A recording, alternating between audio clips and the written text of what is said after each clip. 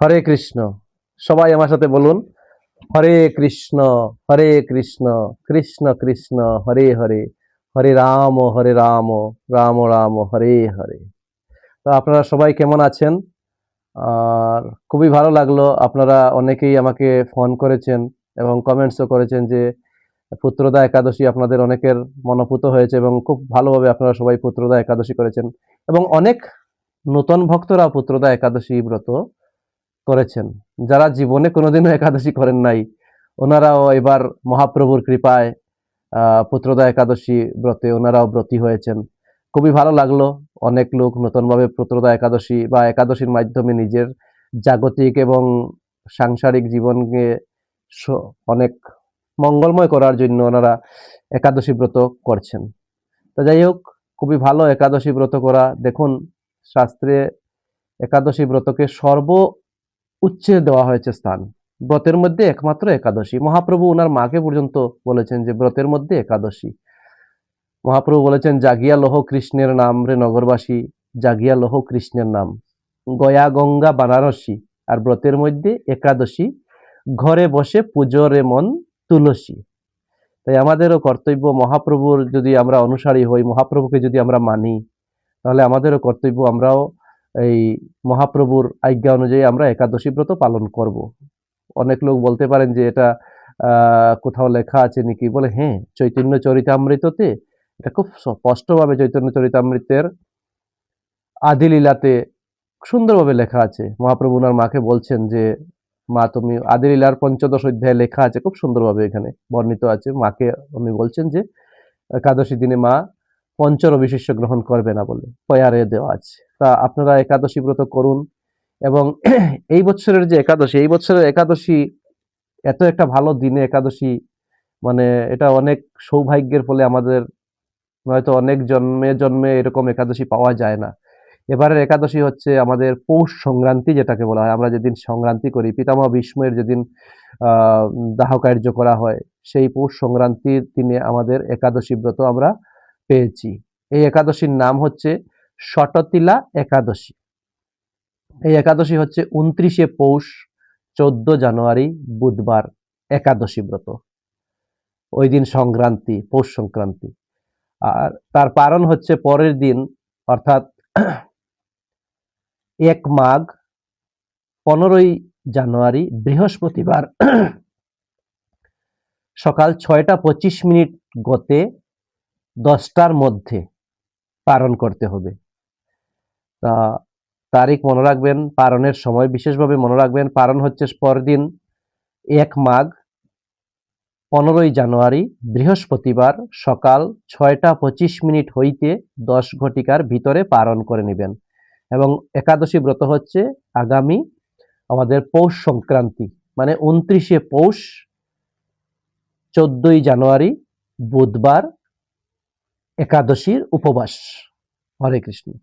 তা এই একাদশীর মাহাত্ম্য, এই একাদশীর ফল তো বিশেষ, অনেক লম্বা। প্রত্যেকটা একাদশীই মারাত্মক।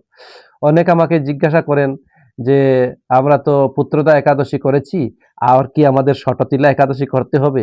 না, এরকম কোনো ব্যাপার না যে আপনি একটা একাদশী করলেন আর করবেন না। ওই আপনার যেটা মনে হয় ভালো লাগে ওটা করব, ওইটা করব না, না এরকম না। একাদশী, প্রত্যেকটা একাদশী আমাদের শাস্ত্রে দেওয়া হয়েছে যে প্রত্যেকটা একাদশী আমরা করব। ৮ বছর বয়স থেকে নিয়ে ৮০ বছর বয়স পর্যন্ত আবাল বৃদ্ধ বনিতা সধবা বিধবা অধবা প্রত্যেকেই এই একাদশী ব্রত পালন করবেন। এটা আমাদের সনাতন হিন্দুদের শাস্ত্রীয় বিধান। তা আমরা সনাতনী হিন্দু, আমরা আমাদের শাস্ত্রীয় বিধান যদি আমরা না মানি, তাহলে সেটা কি করে হবে? আমাদের মানতেই হবে, অবশ্যই মানতে হবে। এখন আমরা হয়তো অনেক লোক বলতে পারি যে আমার ঘরে চাউল আছে, আমার সবজি আছে, আমার সবকিছু অ্যাভেলেবল আছে, আমি কেন একাদশী করব? আমার তো খাওয়ার অভাব নেই। এগুলা যাদের ঘরে খাওয়ার নেই ওরা করবে না, এটা মন গড়া চলবে না। আমি আপনাদেরকে একটা এক্সাম্পল দিচ্ছি। ভাবুন, ধরুন আপনি একটা ফার্স্ট ক্লাস একটা গাড়ি কিনলেন, ৬০ লক্ষ দিয়ে বা ১ কোটি টাকা দিয়ে একটা গাড়ি কিনলেন আপনি। ৪ চাক্কি কার কিনলেন, একটা ১ কোটি টাকা দিয়ে একটা গাড়ি কিনলেন, লাক্সারিয়াস গাড়ি। তা ওই গাড়িটার ওনার আপনি। ওইটা রেজিস্ট্রেশন হয়েছে আপনার নামে, গাড়িটাও আপনার, গাড়িটার ট্যাক্স আপনি সরকারকে 15 বছরের ট্যাক্স দিয়ে দিয়েছেন একসাথে, সবকিছু আপনার। তাই বলে গাড়িটা কি আপনি আপনার মন মতো রোডে যথায় তথায় পার্কিং করতে পারবেন? রোডে যথায় তথায় যদি আপনি গাড়িটাকে পার্কিং করেন তাহলে আপনাকে ট্রাফিক আইন এবং ট্রাফিক রুলে আপনাকে পড়তে হবে এবং ওখানে আপনাকে ফাইন দিতে হবে এবং হয়তো আপনার শাস্তিও হতে পারে। ঠিক তদ্রূপ আমাদের ধর্মগ্রন্থ যা বলছে সেগুলো হচ্ছে আমাদের ধর্মের আইন, নিয়ম, সিস্টেম। তাই আমাদেরকেও ধর্মের আইনে যেখানে যেটা বলা হয়েছে সেটা আমাদেরকে অবশ্যই অবশ্যই আমাদের পালন করতে হবে।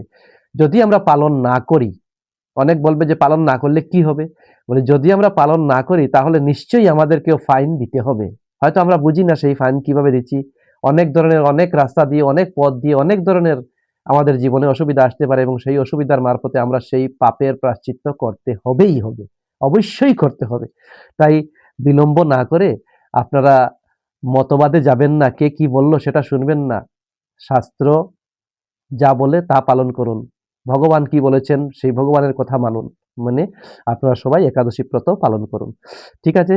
চলুন আমরা দেখে নেয়া যাক যে একাদশী, এই ষটতিলা একাদশীতে মাহাত্ম্যতে কি বলেছেন, কোথা থেকে পাওয়া গেল বা এই একাদশীর মাহাত্ম্য কোন গ্রন্থে বর্ণিত আছে তা আমরা দেখে নেই। হরে কৃষ্ণ। এটা হচ্ছে মাঘ মাসীয় কৃষ্ণপক্ষিয়া ষটতিলা একাদশী। এখানে প্রথমেই বলা হয়েছে প্রসাদন্নং সদা গাহ্যং একাদশ্যাং ন নারদ রমাদি সর্বং দেবানাং মনুষ্যানান্তু কা কথাহ। ভগবান বলছেন ভগবান বিষ্ণুকে নিবেদিত অন্নকে প্রসাদ বলা হয়। ভগবান বিষ্ণুকে যা নিবেদন করা হয় তাই প্রসাদ। বৈষ্ণবগণ নিত্যই বিষ্ণু প্রসাদ ভক্ষণ করেন। ভগবানের প্রসাদ বিষয়ে শাস্ত্রে বলেন প্রাপ্ত মাত্রই ভুক্তং নাত্র ন কালো বিচরণম। ভগবানের প্রসাদ পাওয়া মাত্রই সেবা করতে হয়, এখানে অপেক্ষা করতে নেই। শুষ্কবাসী দূরদেশ হইতে আনিত যেমনই হোক না কেন সমস্ত বিচার ত্যাগ করিয়া প্রাপ্ত মাত্রই ভোজন করিতে হয়। যে আমরা অনেক সময় ভাবি যে অনেক দূর থেকে এসেছে, প্রসাদ নষ্ট হয়ে গেছে। প্রসাদ নষ্ট হয় না। প্রসাদ যেমন হয় তাই সেটাই প্রসাদ, সেটাই পেয়ে নিতে হয় আমাদেরকে। এত সমাদরের বস্তু প্রসাদন্য হওয়া সত্ত্বেও একাদশীর দিনে প্রসাদ এত সমাদরের জিনিস যে প্রসাদ দূর থেকে এসেছে, প্রসাদে হয়তো কোনো কারণে গন্ধ হয়ে গেছে, তাও সেটাও প্রসাদ, কিন্তু আমরা পেতেই হবে প্রসাদ। এত সমাদরের জিনিস প্রসাদ, কিন্তু বলেছেন শাস্ত্রে যদি সেই দিন একাদশী তা সত্ত্বেও একাদশীর দিনে তাহা বর্জন করিবেন। একাদশীর দিনে প্রসাদ হলেও কি হবে? একাদশীর দিনে প্রসাদও পাওয়া যাবে না, কারণ সেটা পঞ্চরবিশস্যর ভুক্ত। এই বিধান মাত্র মনুষ্যগণের জন্য নয়, এই জগতে লক্ষ্মী হইতে আরম্ভ করে সমস্ত দেবতাদের জন্য এই বিধান। এই বিধান শুধু মানুষের জন্য নয়, লক্ষ্মী থেকে নিয়ে সমস্ত দেবগণের পর্যন্ত সেই বিধানই। তাহলে মানুষের জন্য এই বিধান, তাহার আর বক্তব্য বাকি? তা দেবতাদের জন্য যদি সেই বিধান থাকে তাহলে আমরা মানুষ, আমরা কেন মানব না? আমরাও মানতে হবে আমাদেরকে। একাদশীর দিন যদি শ্রাদ্ধ পর্ব আসিয়া উপস্থিত হয়, তাহা হইলে সেই শ্রাদ্ধ বর্জন করিয়া দ্বাদশীতে করিতে হইবে। একাদশীর দিনে যদি কোনো কারণে কারোর শ্রাদ্ধ পড়ে যায়, শ্রাদ্ধের তিথি আসে বা শ্রাদ্ধ 11 দিনের শ্রাদ্ধ, এখানে আরেকটা কথা আমি বলছি যে সর্ববর্ণের শ্রাদ্ধ কিন্তু একাদশ দিবসে। আজকাল অনেক লোক 1 মাস শ্রাদ্ধ, 13 দিনের শ্রাদ্ধ, 17 দিনে, 16 দিনে, এটা কোথাকার বিধান? 1 মাসে যারা শ্রাদ্ধ করতো এরা এখন 13 দিনে করছে, এটা কোন বিধান? এটা কোনো বিধান নয়। শ্রাদ্ধ হচ্ছে 10 দিন অশৌচান্তে দ্বিতীয় অহনি, অশৌচ শেষ হওয়ার পরের দিনই শ্রাদ্ধ হবে সর্ববর্ণের। এখানে ব্রাহ্মণ, ক্ষত্রিয়, বৈশ্য, শূদ্র নেই। সর্ববর্ণের শ্রাদ্ধ কর্ম হবে দ্বাদশী 11 দিনের দিনে। যদি কেউ এ বিষয়ে কারোর কোনো মতামত থাকে তাহলে আপনি বসতে পারেন, আমি প্রস্তুত আছি। হরে কৃষ্ণ। তা একাদশীর দিনে যদি শ্রাদ্ধ উপস্থিত হয় তাহলে সেই শ্রাদ্ধ একাদশীর দিনে বর্জন করে সেই শ্রাদ্ধ দ্বাদশী তিথিতে করতে হবে। তাতে পতিত হয় না শ্রাদ্ধ, সেটাই শাস্ত্রীয় বিধান এবং ভাগবতমেও সেটা লেখা আছে, অন্যান্য গ্রন্থতেও সেটা দেওয়া আছে। তিল গুরুবাক্য তথা বৈষ্ণব বিধান অনুসারে একাদশীতে বক্ষণ বর্জনীয়, কেননা তিল সপ্ত ধরনের অন্যতম রবিশস্য। একাদশীতে তিল বর্জন করতে হবে। তা যেহেতু এই একাদশীটা হয়েছে আমাদের তিল সংক্রান্তিতে, তাই ওই তিল সংক্রান্তিতে আমরা তিল কিন্তু ব্যবহার করতে পারবো না, কারণ ওই একাদশী হচ্ছে তিল ষটতিলা একাদশী, তাই তিল বর্জন করিতে হইবে। তিল আমরা গ্রহণ করতে পারবো না। আমরা তিলের লাড্ডু একাদশীতে পাওয়া হয়, সেটাও পাওয়া যাবে না এই একাদশীতে, কারণ সেটা তিল হচ্ছে রবি শস্যের মধ্যে এক ধরনের শস্য। মাঘী কৃষ্ণ প্রক্রিয়া নিম্ন একাদশীর মাহাত্ম্য ভবিষ্যত্তর পুরাণে বর্ণিত আছে। এই একাদশীর কাহিনী বা এই একাদশীর যে গল্প বা এই একাদশীর যে স্টোরি যেটা আমরা শুনতে পাচ্ছি বা যেটা আমরা শ্রবণ করছি, সেটা কোথায় লেখা আছে? ভবিষ্যত্তর পুরাণ। 18টা পুরাণের মধ্যে একটা পুরাণ হচ্ছে ভবিষ্যত্তর পুরাণ, এবং সেই ভবিষ্যত্তর পুরাণে এটা বর্ণিত আছে। একবার দালভ্য ঋষি পুলস্ত ঋষিকে জিজ্ঞাসা করলেন, হে ব্রাহ্মণ, এই মৃত্যুময় জগতে জীবগণ ব্রহ্ম হত্যার বাসনাদি নানা প্রকার পাপ কার্যে লিপ্ত হইয়া থাকে। এই পাপ কার্যে লিপ্ত হওয়া সত্ত্বেও তাহারা কিভাবে নরক হইতে উদ্ধার পাইতে পারে, তাহা কৃপাপূর্বক বলুন। এই তো জিজ্ঞাসা, এই তো ব্রহ্ম, অথাৎ ব্রহ্ম জিজ্ঞাসা। আমাদের শ্রীমদ্ ভগবত গীতাতে বলছেন অথাৎ ব্রহ্ম জিজ্ঞাসা। জিজ্ঞাসা করতে হয়। আমি জানি বলে বসে থাকলে হবে না। আমি অনেক কিছু জানি, কিন্তু আমি কিছুই জানি না, শাস্ত্রীয় কিছু জানি না। জানলে শাস্ত্রীয় জিনিসগুলো আমাকে জানতে হবে, এবং সেগুলা অথাৎ ব্রহ্ম জিজ্ঞাসা, যিনি তত্ত্বদ্রষ্টা ওনাকে আমাদেরকে জিজ্ঞাসা করতে হবে। তা উনিও বলছেন যে এই যে মানুষ্যগণ কত ধরনের পাপ কার্যে আমরা লিপ্ত, কত ধরনের পাপ করছি সকাল থেকে বিকাল পর্যন্ত। সর্বপ্রথম তো আমাদের নাম অপরাধ হচ্ছে, আমরা বলেছিলাম কৃষ্ণ ভজিবার তরে সংসারেতে আইনু, মিছে মায়া বদ্ধ হয়ে বৃক্ষ সম হইনু। সেই ভজন সাধনই আমরা করলাম না, আমরা মন মতো ভজন সাধন করতেছি, সেটাই আমাদের সর্বপ্রথম পাপ হচ্ছে। এই ধরনের আমরা কত পাপ করছি, জীব হত্যা, প্রাণী হত্যা, ব্রহ্ম হত্যা, প্রাণী হত্যা করে আমরা করছি, এগুলা তো পাপে লিপ্ত হচ্ছে। তা সেই পাপ থেকে উদ্ধারের জন্য বা নরক যন্ত্রণা থেকে উদ্ধারের জন্য আমাদের কি উপায়, সেটা জিজ্ঞাসা করলেন দালভ্য ঋষি পুলস্ত ঋষিকে। পুলস্ত ঋষি বললেন, হে মহাভাগ, মাঘ মাসের কৃষ্ণপক্ষের একাদশীতে শুদ্ধভাবে ভগবানের পূজা করতে হয়। অর্ঘ্য দেওয়ার কালে বলিতে হয়, হে জনার্দন, হে কৃপালু কৃষ্ণ, আপনি পাপীদের মুক্তি প্রদাতা, সংসার সাগরে যাহারা হাবুডুবু খাইতেছেন তাহাদের প্রতি প্রসন্ন হউন। হে সুব্রহ্মণ্য, হে মহান পুরুষোত্তম, হে জগৎপতি, আমার এই অর্ঘ্য আপনি কৃপাপূর্বক শ্রী লক্ষ্মী দেবীর সহিত গ্রহণ করুন। ইহার পর ছত্র, বস্ত্র, পাদুকা ইত্যাদি প্রভৃতি জলপূর্ণ কলস দান করিয়া ব্রাহ্মণের পূজা করিতে হয়। ব্রাহ্মণের পূজা করিতে হয়। ব্রাহ্মণ মানে কোনো জাত না।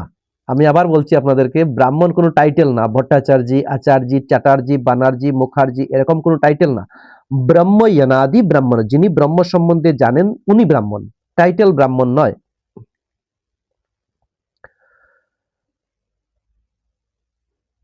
এই দান করা তিল ক্ষেত্রে বপন করিলে যে পরিমাণ তিল উৎপন্ন হয়, সেই পরিমাণ বর্ষ মনুষ্য স্বর্গলোকে বাস করে। তিল জমিনে বা ক্ষেতে যদি তিল বপন করা হয়, তাহলে সেই তিল বপন করলে তিল থেকে বৃক্ষ হয়, গাছ হয়, এবং সেই গাছে যে তিল ধরে, যে তিল গোনা সম্ভব নয়। 1 কেজি তিল গোনা কি সম্ভব? সম্ভব না। এখানে কতগুলা তিল আছে, তা বলছে এত বছর যত তিল হবে সেই গাছ থেকে, সেই তিলগুলা গোনা সম্ভব নয় যেভাবে, যত তিল হবে অত বছর একটা লোক স্বর্গে বাস করবে। তিল দ্বারা স্নান করা, তিল শরীরে ধারণ করা, তিল দ্বারা হুম, তিল জলে মিশাইয়া তন্ত ধারণ, তর্পণ, তর্পণ তিল দ্বারা হয়। শ্রাদ্ধতে তিল ব্যবহার হয়, পিতৃতর্পণে তিল দ্বারা করতে হয়। তিল দান, দ্বাদশীর দিন হইতে তিল ভোজনের সংকল্প হেতু ভোজন করিলে পুণ্য হয়। তিল আমাদের শাস্ত্রে বলছে তিল দ্বাদশীর দিন থেকে তিল ভোজন করা, সংকল্প করে তিল প্রত্যেক দিন ভোজনে তিল ব্যবহার করা। আমরা মেডিকেল সায়েন্সও বলছে যে তিলে অনেক পরিমাণে ক্যালসিয়াম পাওয়া যায়, তাই তিল আমাদের পাওয়া একান্ত প্রয়োজন। ভগবানকে নিবেদন করে তিল প্রসাদী হিসাবে পাওয়া আমাদের একান্ত প্রয়োজন। তিলে প্রচুর পরিমাণ ক্যালসিয়ামও তিলে পাওয়া যায়। তবে একাদশীর দিনে তিল ভোজন নয়, কেননা তিল রবি শস্যের মধ্যে অন্য জাতীয়, অতএব তিল ভোজনে পাপ হইবে তথা একাদশী ভঙ্গ হইবে। একাদশীর দিনে কোনো অবস্থায় তিল পাওয়া যাবে না, তিলের লাড্ডু করে সকালে পাওয়া যাবে না, কারণ এটা হচ্ছে সংক্রান্তি। অনেকে বলবেন সংক্রান্তির দিনে কি তিল দেওয়া যায় না? না, ভগবানের বিধান সর্বোপরি, ভগবান যা বলছেন সেটাই হবে। এই 6 প্রকার বিধানে পাপ বিনিষ্ট হইয়া হয়, এই হেতু এই একাদশীর নাম ষটতিলা একাদশী। দেবর্ষি নারদ শ্রীকৃষ্ণের নিকট ষটতিলা একাদশীর ব্রত উদযাপন ফলের উপাখ্যান শ্রবণিচ্ছুক হইলে শ্রীকৃষ্ণ বললেন, প্রাচীনকালে মর্তলোকে এক ব্রাহ্মণী ছিলেন। তিনি ব্রহ্মচর্যে নিরত থাকিয়া দেবতাদের পূজা অর্চনা করিতেন। ব্রহ্মচর্য বড় কঠিন ব্যাপার, অন্যদিন সময় থাকলে আমি সেটা আলাপ করব। নিত্য কৃষ্ণ ব্রতাদি করার ফলে তাহার শরীর ক্ষীণ ও দুর্বল হইয়া যায়। তিনি সবসময় ব্রততে থাকতেন এবং এইভাবে ব্রত করতে করতে ওনার শরীর দুর্বল হইয়া গিয়েছিল। তিনি বহু গরিব কন্যাদিগকে গৃহাদি দান করিয়াছিলেন বটে, কিন্তু ব্রাহ্মণ ও দেবতাগণকে অন্ন দ্বারা তৃপ্ত করেন নাই। এই জন্য কৃষ্ণ বলছেন, বিচার করলাম আমার বহু কঠিন ব্রত অনুষ্ঠানে ব্রাহ্মণীর শরীর দুর্বল হলেও তিনি শুদ্ধাত্মা হইয়াছেন, তাই তাহা হইলেও ক্ষুধার্ত মানুষকে তিনি কিছুই অন্ন দান করেন নাই। হে ব্রাহ্মণীকে পরীক্ষা করার জন্য আমি অবতরণ পূর্বক এক কপালিকের রূপ পরিগ্রহ করিয়া ভিক্ষা পাত্র হস্তে ওই ব্রাহ্মণের দ্বারে গিয়া ভিক্ষা চাইলাম। ভগবান বলছেন যে আমি এক কপালিক মানে এক ভিক্ষুকের বেশ ধারণ করিয়া ওই ব্রাহ্মণীর কুটিরে গেলাম, কারণ ব্রাহ্মণী কোনোদিনও কোনো ক্ষুধার্তকে কোনো অন্ন দান করেন নাই। এরকম আমাদের সমাজে অনেক লোক আছেন, ক্ষুধার্তরে অন্ন দেন না, এবং দান দক্ষিণা কোথায় করতে হয়, কিভাবে করতে হয় ওনারা জানেন না। ওনারা দান কি জিনিস বুঝেন না, শুধু নিজে কি খাই নিজে কি পাই তা নিয়েই ব্যস্ত। তাই আপনারা দান দক্ষিণা করুন, ভগবানের উদ্দেশ্যে দান করুন। যেখানে ভগবানের সেবা হয়, ভগবত সেবা হয়, সাধুগুরু বৈষ্ণবের আগমন হয়, সেই সব স্থানে আপনারা দান দক্ষিণা করুন, নিশ্চয়ই ফল লাভ হবে। অতঃপর ভগবান ভিক্ষুক বেশে সেই ব্রাহ্মণীর কাছে গেলেন। ব্রাহ্মণী বললেন, হে ব্রাহ্মণ, আপনি সত্য করিয়া বলুন কোথা হইতে আসিয়াছেন। আমি তাহার কথা কিছু না শুনিয়া আবার ভিক্ষা চাইলাম। তাহাতে ক্রুদ্ধ হইয়া তিনি একটি মাটির পিণ্ড আমার ভিক্ষা পাত্রে নিক্ষেপ করলেন। ব্রাহ্মণীকে বারবার তিনি বলছেন ভিক্ষাং দেহি ভিক্ষাং দেহি। ব্রাহ্মণী বলছে আপনি কোথা থেকে এসেছেন, আপনার বাড়ি কোথায়? উনি কিচ্ছু বলছেন না, উনি শুধু বলছেন ভিক্ষাং দেহি ভিক্ষাং দেহি।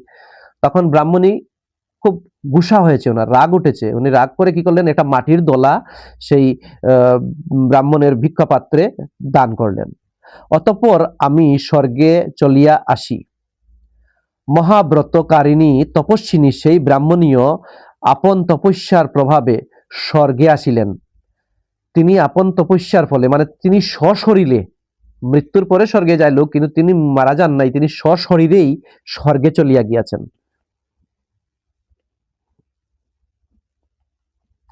মাটির পিণ্ড দানের প্রভাবে তিনি স্বর্গে একটি সুন্দর গৃহ লাভ করিলেন, কিন্তু ওই গৃহে অন্ন বা ধন কিছুই ছিল না। তিনি তো মাটির পিণ্ড দান করলেন, অন্ন দান করেন নাই, যার জন্য স্বর্গে উনি একটা সুন্দর মহল পেয়েছেন, সুন্দর ঘর বাড়ি সবকিছু পেয়েছেন, কিন্তু খাওয়ার কিছু নেই, ওখানে ধন সম্পত্তিও নেই। হে দ্বিজ, তখন তিনি ওই ঘরে প্রবেশ করলেন, তখন ক্রমশ ধীরে ধীরে ধন অভাব ভূত করত। সেই গৃহ হইতে বাহির হইয়া আমার নিকট ক্রোধ ভরে ছুটিয়া আসিলেন এবং বলিতে লাগিলেন, বহু উপবাস ও ব্রতাদির দ্বারা শ্রী ভগবান বিষ্ণুর আরাধনা করিয়াও হে জনার্দন, আমার ভবনে অন্নাদি সমগ্র শূন্য কেন? তিনি কামনা বাসনার দ্বারা ভগবানের সেবা করেছিলেন এবং ভগবানের কাছে এসে বলছেন যে হে ভগবান, আমি আপনার অনেক উপবাস করেছি, ব্রত করেছি, নানান ধরনের পূজা করেছি, কিন্তু আজকে আমার খাওয়ার অভাব কেন, আমি খানি পাচ্ছি না কেন? তখন আমি বললাম, মানে ভগবান বললেন, হে ব্রাহ্মণী, আপনি যে ভাবে মর্তলোক হইতে এখানে আসিয়াছেন সেইভাবে গৃহে ফিরিয়া যান। যখন দেবপত্নীগণ কৌতূহলবশত আপনার দর্শনে আসিবে, তখন তাহাদিগকে আপনি ষটতিলা একাদশীর মাহাত্ম্য জিজ্ঞাসা করিবেন এবং তাহার উত্তর পাইলে দ্বার খুলিবেন। আমার এই কথা শুনিয়া ব্রাহ্মণী চলিয়া যান। ভগবান বললেন, হে ব্রাহ্মণী, আপনি যেভাবে ব্রতের প্রভাবে আপনি সশরীরে স্বর্গে এসেছেন, আপনি আপনার ঘরে ফিরিয়া যান। আপনার ঘরে ফিরিয়া গেলে এই দেবলোকে দেবপত্নীরা ভাববেন যে ওনারা শুনেছেন যে একজন সশরীরে মর্তলোক থেকে স্বর্গলোকে এসেছে। ওনারা কৌতূহলে যে এইভাবে তো হয় না, তো উনি যে এসেছেন ওনাকে দেখতে যাব বলে আপনার ঘরে ওনারা দেখতে আসবেন দেবপত্নীরা। যখন দেবপত্নীরা আপনার ঘরে আসবে দেখার জন্য, তখন আপনি দরজা বন্ধ করে রাখবেন, দরজা খুলবেন না। এবং ওনারা যখন আপনাকে ডাকবে দরজা খোলার জন্য, তখন আপনি বলবেন ভিতর থেকে যে আপনারা যদি কেউ ষটতিলা একাদশী ব্রত করে থাকেন, তাহলে সেই ব্রতের পুণ্য আমাকে দান করলে আমি দরজা খুলব, অথবা আমি দরজা খুলব না।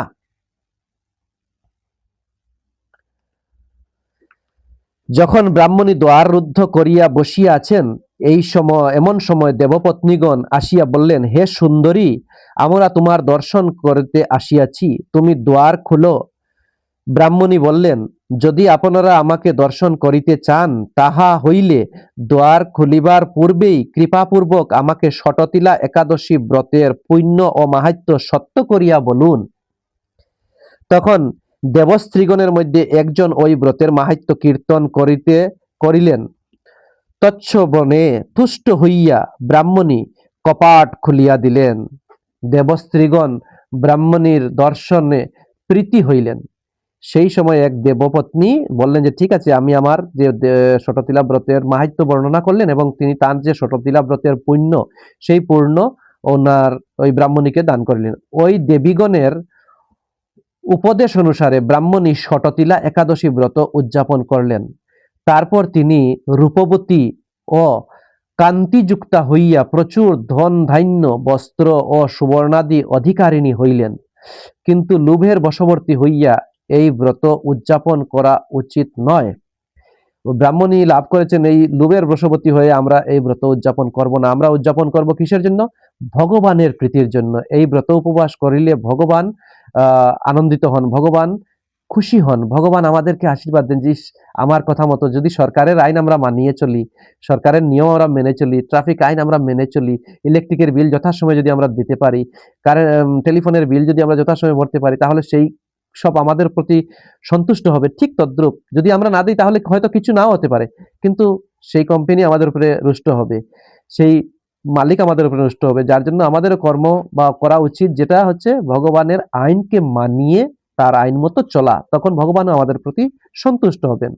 তাই বলছে যে এই ব্রত যদি কেউ এই কামনা বাসনা নিয়ে করার দরকার নেই, আমরা ভগবানের প্রীতির জন্য, ভগবান বলেছেন আমরা করব, বাস এই উদ্দেশ্য নিয়ে আমাদের ব্রত করা উচিত। এই একাদশী ব্রত উপবাস দ্বারা দুর্ভাগ্য ও দারিদ্রাদি ক্লেশ দূরীভূত হয়। ভক্তিপূর্বক বিধিপূর্বক তিল দান দ্বারা সকল পাপ বিনাশ প্রাপ্ত হয়। ইতি ষটতিলা একাদশী মাহাত্ম্যম। তা আমরা ষটতিলা একাদশীর মাহাত্ম্য শ্রবণ করলাম, অনেক আনন্দময় মাহাত্ম্য, খুবই ভালো লাগলো। এই একাদশীর মাহাত্ম্য শ্রবণে আমরা এতটুকুই জানতে পারলাম যে যদি কোনো ব্যক্তি ভক্তিপূর্বক এই ষটতিলা একাদশী পালন করেন, তাহলে সেই তার ভক্তির দ্বারা ভগবান অসম্ভব অতিশয় সন্তুষ্ট হয়ে তাকে সর্বস্ব দান করেন ভগবান। তাই আমাদেরও কর্তব্য হচ্ছে আমরাও যাতে এই ষটতিলা একাদশী ভক্তিপূর্বক ভগবানের প্রীতির জন্য, আত্ম ইন্দ্রিয় প্রীতিবাঞ্ছা ধরে কামনা, কৃষ্ণেন্দ্রিয় প্রীতিবাঞ্ছা ধরে প্রেমদন। তাই আমরা যাতে ভগবানের প্রীতির জন্য, ভগবান যাতে সন্তুষ্ট হন, ভগবান যাতে আনন্দময় হন, ভগবানের খুশির জন্য যাতে আমরাও সেই ষটতিলা একাদশী ব্রত পালন এবং উদযাপন করি। আর বিশেষ কি আপনাদের যদি এই বিষয়ে কোনো কমেন্ট থাকে, কোনো ধরনের কোনো কমেন্ট থাকে, তাহলে আপনারা নিশ্চয়ই আমার কমেন্ট বক্সে বলবেন, বা আমার ফোন নাম্বার দেওয়া আছে, ফোন নাম্বারে ফোন করবেন। আর যদি এই বিষয়ে কোনো জিজ্ঞাসা থাকে, একদম নির্দ্বন্দ্ব আপনারা আমাকে প্রশ্ন করতে পারেন। আমি যথাসাধ্য শাস্ত্রীয় অনুসারে আপনাদের সেই প্রশ্নের সঠিক উত্তর দেওয়ার চেষ্টা করব। আর যদি আমার এই কথাগুলো ভালো লেগে থাকে, তাহলে অবশ্যই চ্যানেলটিকে সাবস্ক্রাইব করবেন, লাইক করবেন, কমেন্টস করবেন এবং চ্যানেলটিকে বেশি বেশি শেয়ার করবেন। আপনারা জানবেন, শুনবেন এবং আপনাদের অন্যদেরকেও শোনার সুযোগ করার জন্য আপনারা চ্যানেলটিকে শেয়ার করবেন। আর বিশেষ কি, হরে কৃষ্ণ কৃষ্ণ কৃষ্ণ হরে হরে, হরে রাম রাম রাম হরে হরে। জয় গৌর, জয় নিতাই, হরে কৃষ্ণ।